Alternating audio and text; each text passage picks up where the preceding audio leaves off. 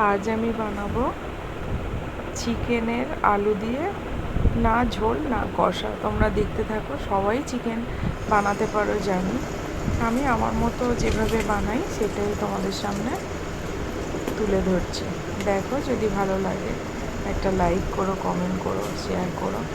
প্রথমে তেল দিয়ে আমি তার মধ্যে শুকনো লঙ্কা, তেজপাতা ও একটু চিনি দিয়ে দিলাম। চিনি দিলে এই সময় একটু রঙটা মাংসের ভালো আসে।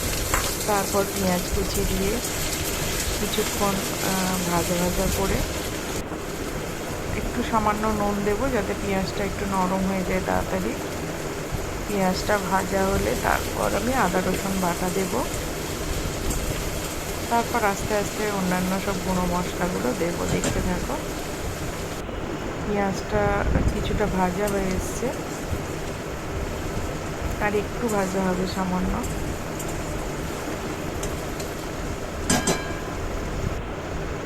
ভাজা হয়ে গেছে পেঁয়াজটা। এবার আমি দেব আদা রসুনের পেস্ট।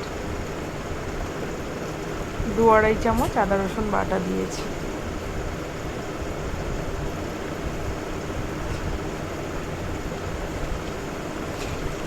আদা রসুনটা বাটা দেওয়ার পর একটু কষিয়ে নিয়ে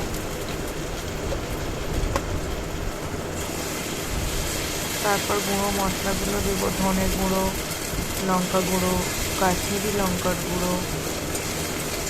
আর চিকেনটা আগে থেকেই আমি একটু টক দই, হলুদ, একটু সর্ষের তেল দিয়ে মাখিয়ে রেখেছিলাম। ওটা এখানে দেখাতে মানে ক্যামেরা অন করতে মনে ছিল না, তাই তোমাদের বলে দিলাম। লাল লঙ্কার গুঁড়ো দিলাম, যে যেরকম ঝাল খাবে সেরকম বুঝে দিও। হলুদ গুঁড়ো,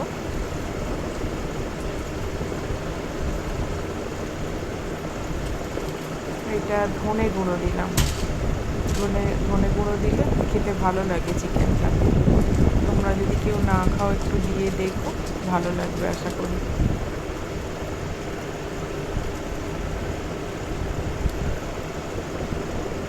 তারপর দিলাম কাশ্মীরি লঙ্কা গুঁড়ো, কালারটা ভালো আসার জন্য।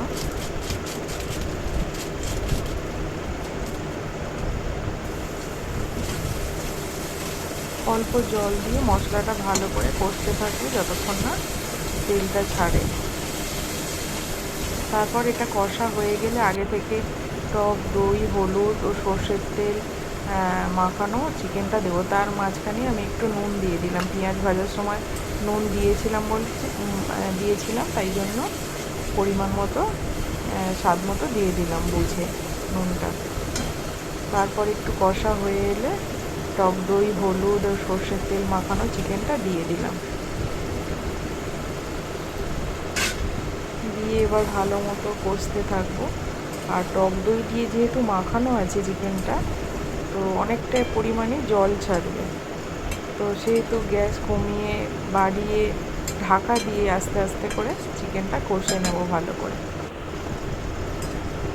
এই যে মাঝখানে 2-1 বার আমি চিকেনটা নেড়ে দিয়েছি, তো আস্তে আস্তে মোটামুটি কষা হয়ে এসেছে। এবার তেল ছাড়ছে। এবার আমি আলুগুলো দিয়ে দিলাম। আজকে আমি আলু না ভেজেই দিলাম, তো না ভেজেও ভালো লাগে। চিকেনের মধ্যে আলুগুলো যখন না ভেজে দেওয়া হয় ভালো লাগে, তো আজকে আমি এইভাবেই করলাম। তার সাথে 3টে কাঁচা লঙ্কা দিলাম, যদি কারোর ঝাল কম মনে হয় ভাতের সাথে মেখে খাওয়ার জন্য 3টে কাঁচা লঙ্কাও দিয়ে দিলাম। এরপর একটু ঢাকা দিয়ে দেবো আমি। ঢাকা দিয়ে গ্যাসটা মিডিয়াম ফ্লেমে কষতে থাকবো চিকেনটা। দেখতে পাচ্ছ চিকেনে কতটা জল ছেড়েছে, টক দই দেওয়া আছে বলে। এই জলটা যতক্ষণ না শুকাবে আমি ততক্ষণ কষতে থাকবো। আবার এরপর আমি ঢাকা দিয়ে দেবো কিছুক্ষণ পর। জলটা আস্তে আস্তে শুকনো হোক, আমি ততক্ষণের জন্য ঢাকা দিয়ে দিই 2-3 মিনিটের জন্য। তারপর আবার ঢাকাটা খুলে দেখি কতটা জল শুকনো হলো। মোটামুটি জলটা শুকিয়ে এসেছে। এরপর চিকেনটা মোটামুটি কষা হয়ে এসছে। ভালো মতো তেল ছেড়ে গেলে সামান্য জল দেব, খুব বেশি জল দেব না, যেহেতু মাংসটা ম্যারিনেট করা ছিল, আর আলুটাও অনেকক্ষণ ঢাকা দিয়ে যেহেতু চিকেনের সাথে কষা হয়েছে তো অনেকটাই সিদ্ধ হয়ে গেছে। আর চন্দ্রমুখী আলু এটা তাড়াতাড়ি আরও সিদ্ধ হয়ে যায়। তারপর জলটা শুকিয়ে এলে আমি অল্প জল দেব।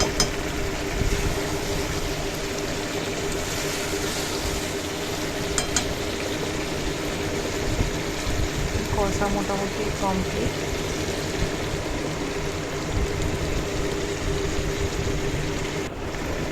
এবার আমি জল দিয়ে দিলাম। দেখো এখানে আমি অল্প জল দিয়েছি, যে যেরকম গ্রেভি খাবে সেরকম বুঝে জলটা দেবে। এটা নতুন কিছু না, চিকেন সবাই বানাতে পারে আমি জানি। আমি যেভাবে করলাম জাস্ট সেটাই শেয়ার করছি তোমাদের সাথে। যদি ভালো লাগে চিকেন রেসিপিটা তাহলে প্লিজ লাইক করো, কমেন্ট করো, আর চ্যানেলটা যেহেতু নতুন সাবস্ক্রাইব করে দিও প্লিজ। আবার একটা নতুন অন্য কোনো ভিডিওর সাথে তোমাদের সাথে দেখা হবে। চেষ্টা করব ভিডিও খুব ভালো করে করার। নতুন যেহেতু আমি এখনও ঠিকমতো আমি শিখিনি। তো দেখো চিকেনটা এখন আমার সিদ্ধ হয়ে গেছে ভালো মতো। এখন আমি গরম মশলা দিয়ে কিছুক্ষণ নাড়াচাড়া করে আমি নামিয়ে নেব। তোমরা ভালো থেকো, সবাই সুস্থ থেকো, আর দেখা হচ্ছে অন্য কোনো ভিডিওতে।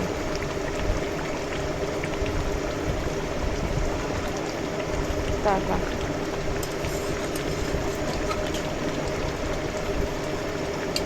এবার আমি গ্যাসটা অফ করে দিয়ে কিছুক্ষণ রেখে দেব। টাটা সবাইকে, ভালো থেকো, আর কেমন হয়েছে জানিও অবশ্যই।